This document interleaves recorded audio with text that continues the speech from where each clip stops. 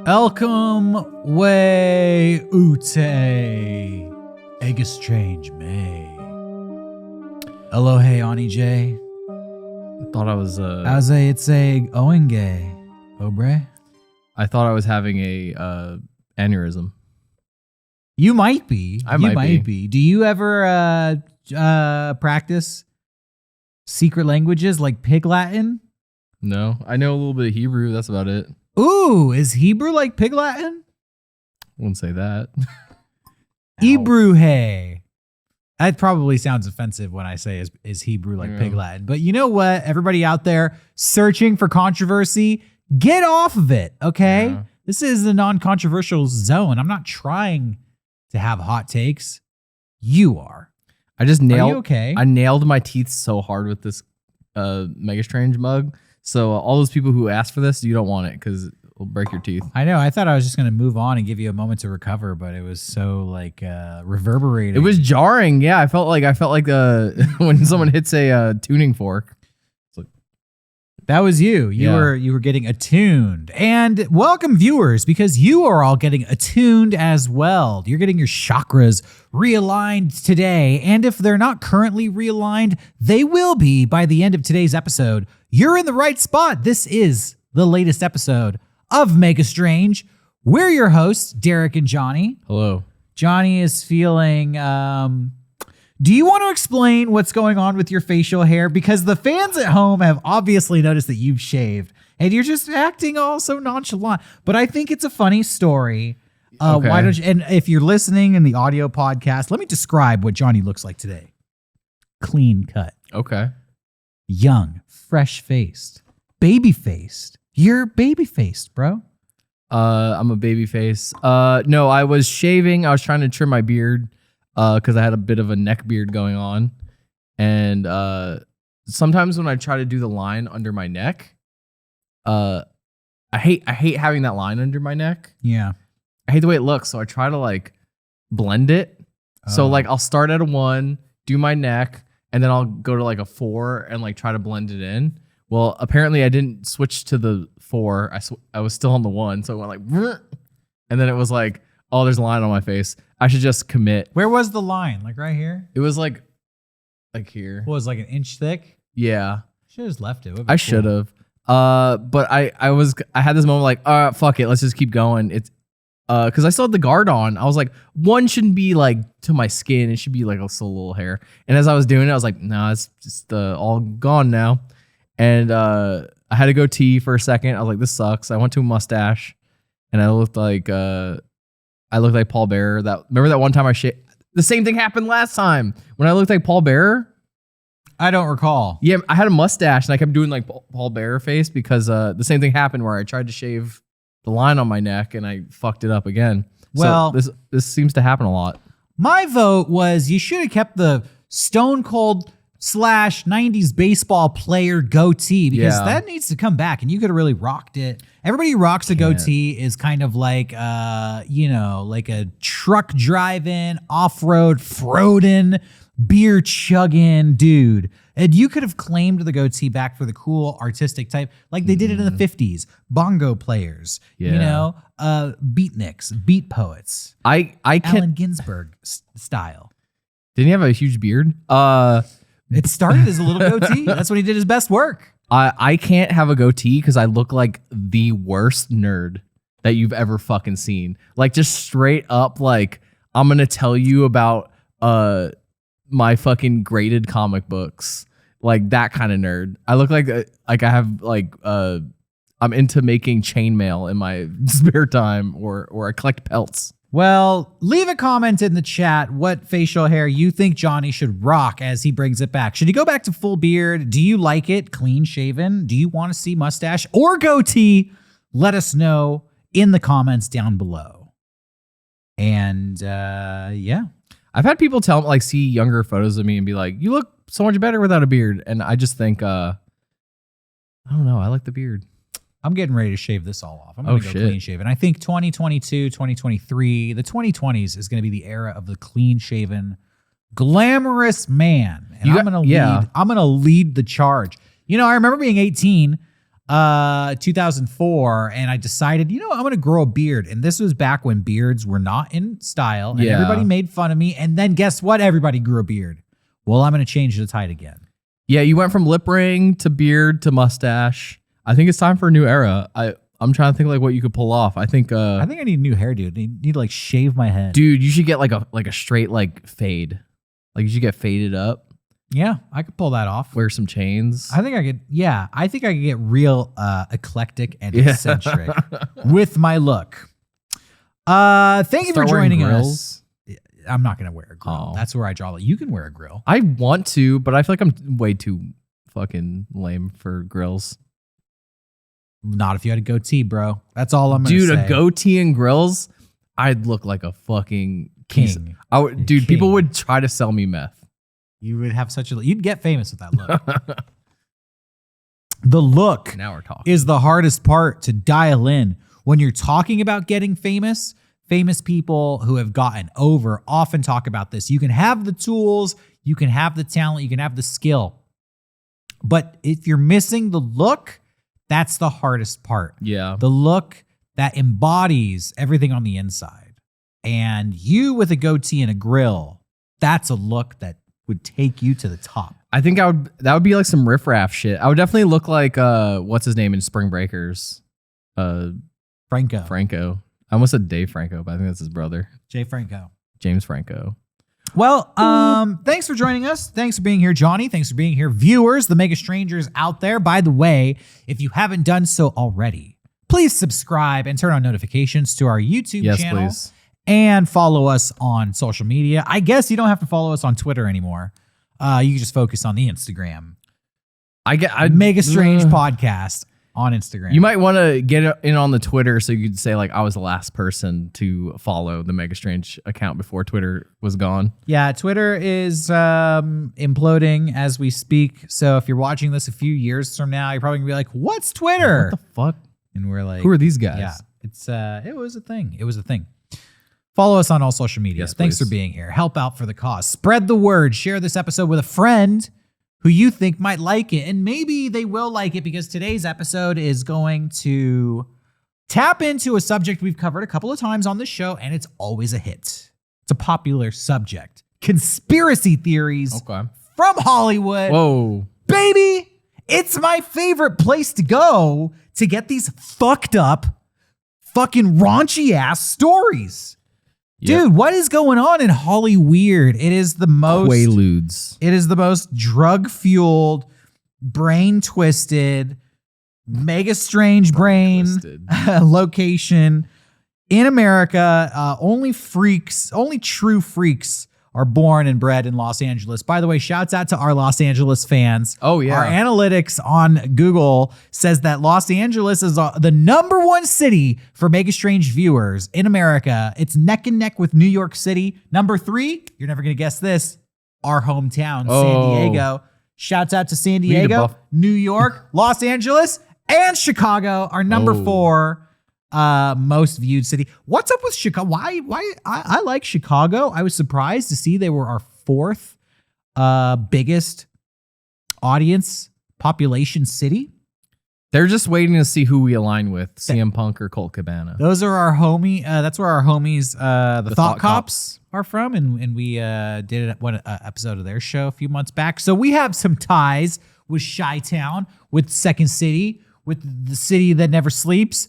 As well, that's New York City, different city, but we're talking about Chicago right now. Yeah, biggest wrestling city I think in America. No way, that's definitely got to be San Francisco. You think so? No, it's something like Memphis or Dallas. Yeah, I guess Memphis. It's probably Memphis. But today we're talking Hollyweird. It's where the celebrities live. It's where the celebrities die. It's where the celebrities do everything. And celebrities, they're just like us. They have secrets. They have embarrassing things that happen to them. They have things that they don't want anybody to know about. Just like us. But what's different about celebrities from you and I, they have millions of dollars to spend to help cover up these little secrets, to hope that they never come out. When I first visited LA, I was with my friend Alec, and he was obsessed with trying to find the condo where Bela Lugosi died. Bela Lugosi died in a condo? Yeah, dude. And I think all the information's out there. You could go to the condo and his specific room number. That's really sad. Yeah, right? That's so sad. Dude was Dracula. Well, like you and your friend, a lot of people out there are always hunting for the truth of the matter. They want to like pull back the veil. They want to get underneath the story, dig down deep dive, and find out what really happened. But sometimes I think the desire to find a story is so strong, nothing's going to stop you. And you might find a story even when there is no story there. You know what I mean? Sometimes these conspiracy theories come out and they're just so strange. And they make you wonder, like, how could these ever get started? Like, who would believe these to begin with?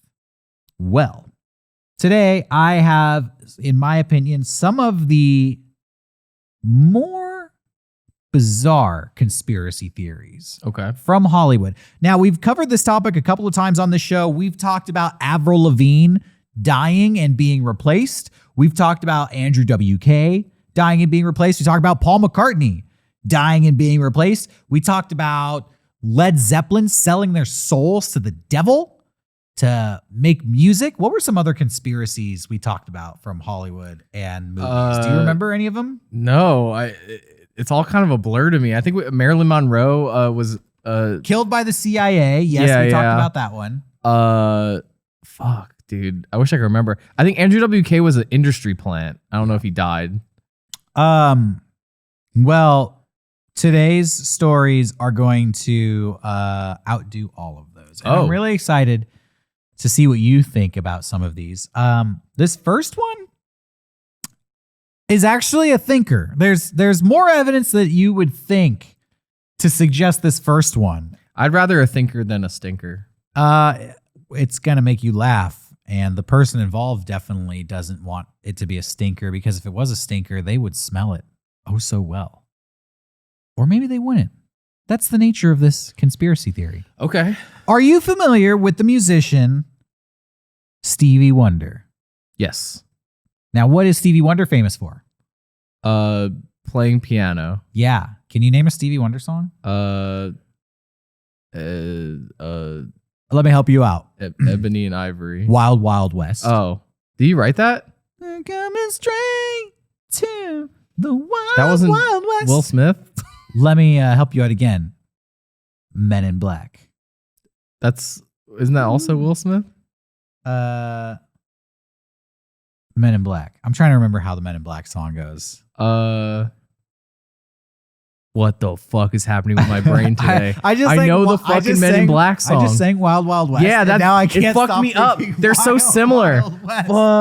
Fuck. The good guys dressed in black. Remember Yeah. that, just in case you ever come into some alien contact.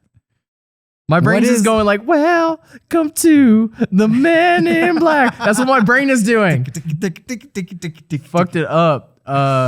Yeah, it's here comes the Men in Black. Oh, yeah, here comes the Men in Black. Yeah, Stevie Wonder wrote that. I had to like purge my brain for a second. Galaxy Defenders. Stevie Wonder has written so many amazing hit songs. Yeah. That were later stolen by Will Smith in the 90s. Will Smith. But they were just as popular in the 70s when he wrote them. Intervisions, classic album. A couple others that I can't remember. But in case you didn't know this, do you know what is so wondrous about Stevie Wonder? What is his big thing is? He's gay. Blind. He's blind. Everybody knows that about Stevie Wonder. He's been blind since he was a child. He was a child prodigy of music and blind for 50 years in the public eye. Well, what if I was to tell you that Stevie Wonder, according to some people in Hollywood, is not blind? Is actually not blind. Hold on, Johnny. Yeah. Can see, and it's all an act. I've definitely heard this conspiracy theory before, and I feel like I could see him being like only blind in one eye or something, but like I don't know. Like that's weird. Check this out. Stevie Wonder wasn't actually born blind. Okay. But he was born 6 weeks early. And due to his status as a premature baby, he was put in an incubator so that he would have extra time to develop. But unfortunately, he received too much oxygen while he was in treatment. And it caused a condition called retinopathy of prematurity, ROP, which is an eye disorder that caused his blindness. Okay. But over the years, people have questioned if he has actually lost his sight. One of the biggest smoking guns, if you will, is a video from the year 2010.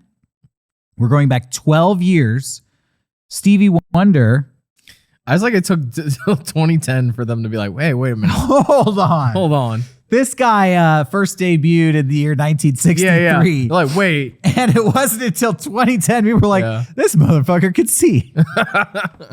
Well, yeah, actually, that's exactly what happened. Okay. Because this video from the White House came out, the White House got involved. Stevie Wonder was performing with a bunch of other famous musicians, including Paul McCartney. And Paul McCartney, by the way, this is the fake Paul McCartney. Oh, yeah. By the way, this is the Paul McCartney who replaced the real Paul McCartney. So this is the Venn diagram where the two conspiracy theories cross over. They were singing Hey Jude. We have a video of this. We can show the video, but we're going to have to mute the audio because the McCartney heads out there are so litigious. If we play Hey Jude, we're going to get sued. Exactly. Oh. Should I describe the video or should I just let the video? I'm going to let the video speak for itself. I'm down with that. Paul McCartney knocks over a microphone. Watch what happens. All right, Nancy Pelosi's there. Hey, Jude. Jerry Seinfeld singing. Oh. Did you catch it? Motherfucker caught it. What? Wait, is that like Rod or that's David Lee Roth? It looks like David Lee Roth caught it. It's Stevie Wonder with the glasses. Look at that. He just puts his left hand out and catches the microphone so quickly. Yeah. So quick. Go ahead, let it play from the beginning. I want to see Nancy Pelosi and Joe Biden again. Is that actually them? Is that the White House? Yes. That's hilarious. So they know. They're in on the conspiracy. Also, why is Jerry Springer singing Hey Jude? Boom. He just catches it so nonchalant. Look how he turns his head as if he could see it going down. I do want to point out, Paul McCartney fucking nails his head. Really? Oh, wait, He's yeah. Like, boom. Like, fucking. He did.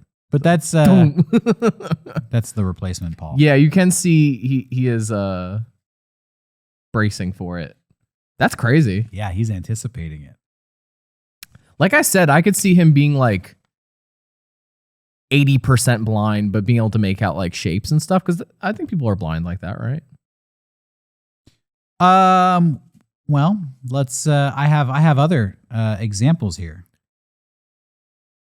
Shaquille O'Neal. Okay. Shaq. In 2019 told a story on an episode of Inside the NBA in 2019 where he said that he got onto an elevator unannounced in a Los Angeles apartment building. Yeah.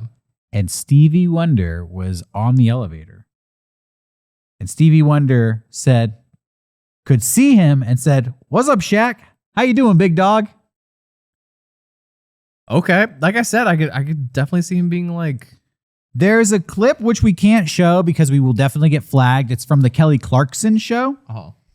You can look this up online if you want. And on it, singer Lionel Richie tells a story where he believes Stevie Wonder can see. He says, "I've been spending my whole life with him thinking he can see. I know he can see." And he tells a story on the show where he's hanging out with Stevie Wonder at his house, and Stevie Wonder says, I got a new song I want to show you. Let's go listen to it in the car. Okay. And he goes, okay. And he's like, all right, you sit on the passenger side. So Lionel Richie gets on the passenger side, and Stevie Wonder gets on the driver's side and starts playing the song. And then out of nowhere, puts the car in reverse and starts backing down the driveway and driving the car. Then he stops. He goes, gotcha. But Lionel Richie is like, he can see. Okay. I want to know what is like, because I know like legally blind, you could still see out of one eye. I think it's just mostly like legally blind means you can't drive vehicles, right? He's driving vehicles. That's what. No, I mean, like he shouldn't have. But I just feel like they're like what's considered legally blind, you can still kind of see. Dig this, Johnny. Oh, dig this then. In 2016, the actor Anthony Anderson went on the Stephen Colbert Show and told a story about how he was at a charity free throw competition with Stevie Wonder, and Stevie Wonder won. Whoa. He won a free throw competition against an actor who is fully capable of seeing. And he beat him at basketball. I don't know how good. Who was that? And Anthony Anderson insisted. Anthony Anderson just must be real bad at basketball. He got fucking smoked by a blind guy. He told Stephen Colbert, quote, "Stevie can see. It's just an act." Oh my God. So that is the conspiracy theory. There is no confirmation that Stevie Wonder is 100% blind, like you say. So perhaps partial blindness can account for some people's skepticism. The human body is also known to compensate for a loss of sight with the strengthening of other senses like hearing and smell. But I don't know, man. He beat a guy at a fucking free throw competition. Yeah. I think like I said, I think he's legally blind, which I think he could see a little bit. That would be my guess. I don't know much about him. Interestingly enough, there is a video from the Grammys from 1989. Okay. Where it's one of the rare occasions where he gives an interview and kind of removes his facial hair, and you can see that he definitely has eye damage. So I don't know. The jury's out. I don't know Stevie Wonder personally, but if I did, I might say he could see. All right. That's the first one. Okay. I thought that one was funny. Yeah, that's great. Got a kick out of that one. Check this one. This one is not going to shock you because you don't know who this guy is. Oh, okay. But let's pull up the picture here. All right, ready? Yeah. This is Ronan Farrow. Okay. Related to Mia Farrow? This is the son of Mia Farrow and Woody Allen. Okay. This is Woody Allen's son. Damn, he got the fucking Aryan ass vibes. Like for his dad being Jewish, like he looks fucking Norwegian as fuck. Sorry. This guy, I just need to take this guy down a peg for a second. He looks like a fucking, if you told me this was fucking Jeremy Skarsgård, I'd believe you. I'd be like, oh, do they have another brother? That's cool. Well, it's interesting that you say that because Ronan was born in 1987. When Mia Farrow was engaged in a long-term relationship with Woody Allen. By that point, she had acted in a ton of his movies, and they had a large family together. Mia had 3 biological sons from a previous marriage, plus 5 adopted children when Ronan was born. That's 8 children. And in the 3 years after he was born, in the 10 years after he was born, she adopted 5 more kids. So he was eventually a part of a 13-child family. I'm going to cut back to us. Unless you want to keep him on the screen. No, it's fine. Now, a lot of people are familiar with the accusations against Woody Allen that he abused one of the 13 children. Not Dylan, but Dylan's sister. I'm sorry, Ronan. Not Ronan, but Ronan's sister, Dylan. Anyways, since those accusations from the 90s, Ronan Farrow has not had a relationship with his father, Woody Allen. Woody Allen went on to marry Ronan's sister, Soon Yi. And he's given a quote that said, because of that situation, Woody Allen is my father, but he's also my brother-in-law. And he's like, and that is a ethical and moral, like, conundrum that I don't feel comfortable with. So he doesn't maintain a relationship. As with would I. Woody Allen. But Mia Farrow, Woody Allen was not her first husband. In fact, let me pull up the dates here. In July of 1966, July 19th, 1966, at age 21, Mia Farrow married then 50-year-old Rat Pack superstar Frank Sinatra. Old Blue Eyes? Old Blue Eyes. They were only married for 2 years before Frank Sinatra served her with divorce papers, famously while she was on set of Rosemary's Baby. Nice. But people have said that Frank Sinatra was Mia Farrow's one true love in life. Okay. And it's been said that they never truly divorced and they never truly ended the relationship. Some people think that Ronan Farrow is actually the son of Frank Sinatra. That would make sense why he looks like a fucking Norwegian. Let's pull up a side-by-side picture of Ronan Farrow and Frank Sinatra. Okay, the nose, very similar. Some people say forehead, exactly. They point to the forehead wrinkles specifically and kind of the structure of the forehead. People who draw this comparison. You said he didn't look like Woody Allen. I wish I could see a photo of him and Woody Allen together because I feel like he has like Woody Allen's eyes. Like I feel like Woody Allen has similar like eye shape. Yeah. But and definitely Mia Farrow lips. Yeah. But he looks like such a little fucking, like I told you, he looks like a fucking Skarsgård. It's true. Well, when Mia Farrow was asked point blank if there was any truth to the rumors that Frank Sinatra was Ronan's father, her answer was possibly. Okay. Possibly. I mean, this would make sense. Like if he has any inkling of that, it would make sense why he wouldn't want to really be around Woody Allen. I mean, Woody Allen's also a piece of shit. I understand why he's not going to be around him regardless, but Ronan has always been very close with Nancy Sinatra Jr. and Nancy Sinatra Sr. So he's very close to the Sinatra family. They love him. Yeah. Woody Allen himself has said that anything is possible. He says, in my opinion, Ronan is my child. I think he is, but I wouldn't bet my life on it. So, regardless. Woody Allen, really good judge of character. Yeah. You know, he knows. So, that's a rumor out there. There's the conspiracy theory. Yeah. No, I could definitely, I want to go back to the photo here. I see it, but I feel like if you put any two photo of people together, I'll see it regardless. Well, I can definitely see his relationship to Mia Farrow, his mom. I could see the resemblance there. I only slightly see the resemblance to Woody Allen, kind of, in the eyes. The blue eyes is like a big one too, but I think didn't Mia Farrow also have blue eyes? Yeah. So there's that one. There's that conspiracy. Okay. And I have one more for you here. Sure. And this is the big one. This is the mother of all conspiracies. The mother of all conspiracy. All conspiracy theories stem from this. George Bush. Did 9/11. George Bush. 9/11. That's unrelated to this conspiracy theory.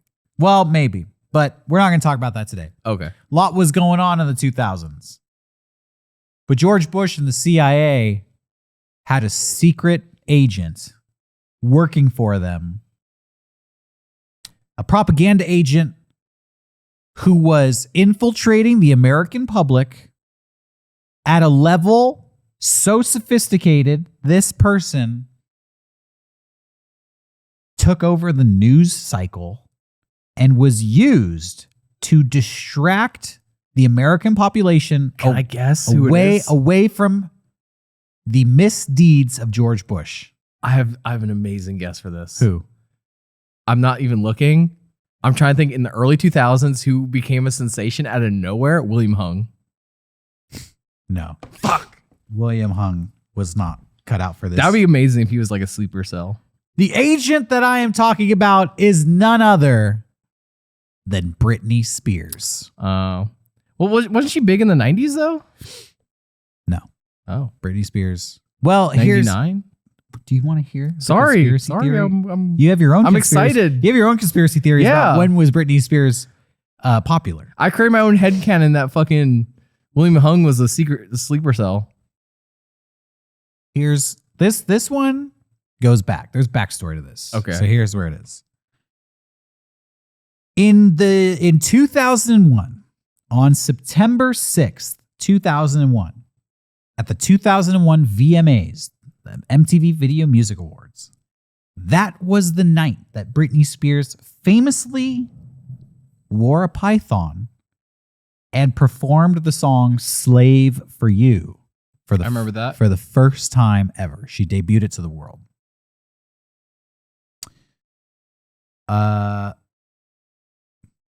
Less than 1 week later, 9/11 happened. And it was a tragedy. Yeah.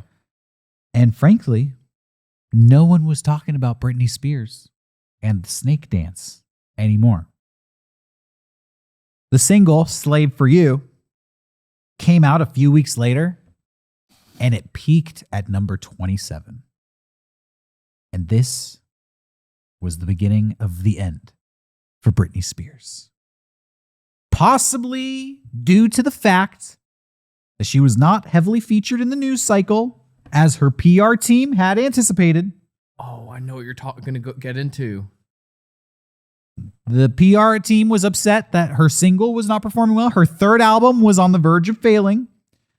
And so it has been said that they reached out to the Bush administration to do a PR trading treaty. Okay. And this is the beginning of the conspiracy theory that this deal resulted in the Bush administration using Britney Spears to distract the public whenever the Bush administration needed her to go into action to do so. So she shaved her head. That comes later. Okay. The first instance of this treaty is on the date February 16th, 2002. This is going to blow your mind. Okay. We're going to see how deep this rabbit hole goes. Check this out. February 16th, 2002, President George Bush announces a plan to bury 57 years worth of radioactive nuclear waste. Where? In the Yucca Mountain in the Nevada desert, right here in America. We're just going to bury the nuclear waste right in your own backyard. Yeah, people were outraged. You know what happened? And as he said, nuclear. Yeah.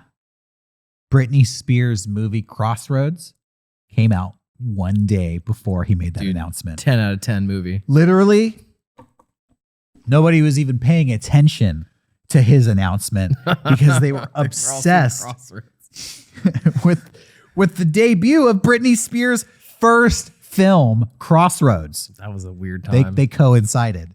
You're like making me. You're giving me like a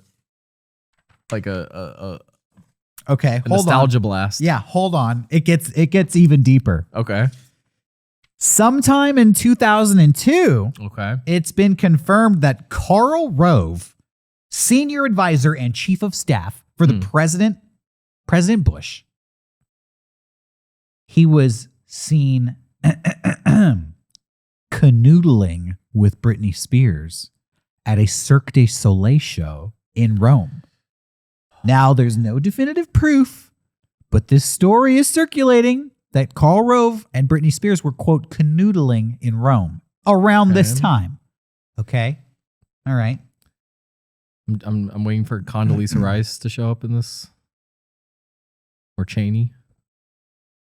Oh, it gets even deeper. It gets even deeper. Let me check my notes here. All right, how about this, bro?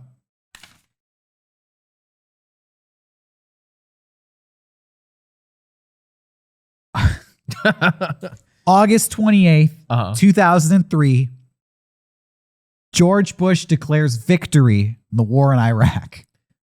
Still probably the funniest moment in history. Just I'll repeat the date. August 28th, 2003.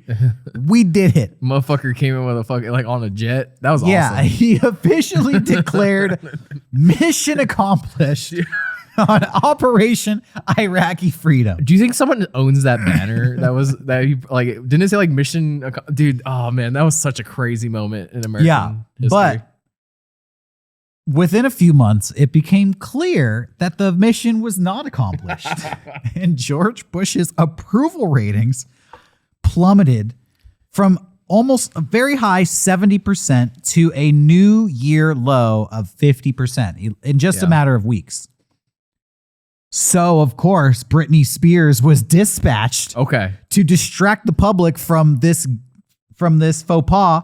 What happens? The infamous Madonna kiss on the 2003 VMAs. I don't remember that. You don't remember when she made out with Madonna on TV? No. Well, it was featured on the front page of newspapers all over the country. Because Britney Spears is out here to distract every time every time he fucks up, they're like, Britney, fuck, I fucked up again. We need you to go out and do something crazy, some crazy shit, so that America's not worrying about what I said and they're worrying about what you said. I need you, Britney. I need you, Britney. And you might think that's bullshit. You might think like Britney Spears is not going to have that kind of relationship with President Bush. You might think that. You might actually fucking think that. No, I believe it. Well, listen to this. In September of 2003, September 3rd, Britney Spears was giving an interview to Tucker Carlson on CNN's Crossfire. This was 2003. Dude, Tucker Carlson was on CNN? In 2003, oh my God. They had bipartisan pundits. He was interviewing Britney Spears, and he said, a lot of entertainers have come out against the conflict in Iraq. Have you? And Britney Spears responded about her dear best friend. She said, honestly, y'all, I think we should just trust our president in every decision he makes and should support that, you know, be faithful in what happens. Okay. Britney Spears is best friends with President Bush. Of course she'd say that. She's a sleeper cell. I mean, she was very rich at the time. In 2004, do you remember somebody called Scooter Libby? There was a controversy in 2004 about a guy named Scooter Libby, and he was about to go on trial with the Supreme Court, I believe, because he had leaked some names of CIA agents, and he was like this was like huge controversy for the Bush administration. The day before he goes on trial, Britney Spears gets married in Las Vegas to her childhood friend. 55 hours later, the marriage is annulled. Oh. Yeah, 55 hours. Just there for the distraction. In 2006, Bush's approval rating is at an all-time low, and Britney Spears is seen driving her infant son Preston on her lap rather than a car seat. I remember that. You don't remember that? No, I said I remember that. Oh, okay.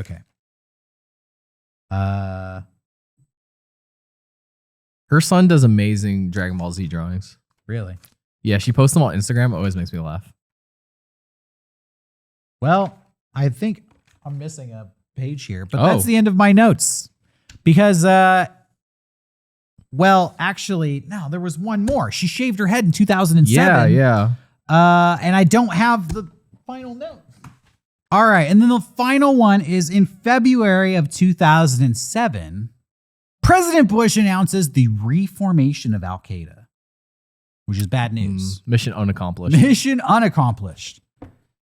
That is the week that Britney Spears shaves her head. Really? And enters rehab.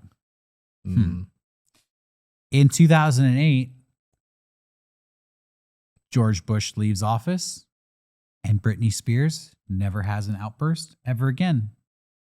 Now, you may think it's because she was placed in a conservatorship with her father in 2008. Or maybe the reins were just passed over from the Bush administration. To her dad? To her dad, who was complicit in the whole thing. I could see her dad being like a big Bush head and being the, you know, the through line. Mm-hmm. Like Bush was like, get Britney's dad on the phone. Get what's his name? John Spears. John Spears. Get Sean Spears on the line. Sean Spears on the line. I need the chairman.